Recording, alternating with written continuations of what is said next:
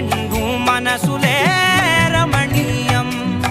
మూడే ముళ్ళట ముడి పడుతుంటే ముచ్చట నాలుగు దిక్కుల కంట చూడ ముచ్చటైన వేడుకంట ఆ పంచభూతాల తోడుగా ప్రేమ పంచుకొనే పండగంట ఆరరుగల నిండుగా ఇది నూరెళ్ళ పచ్చని పంట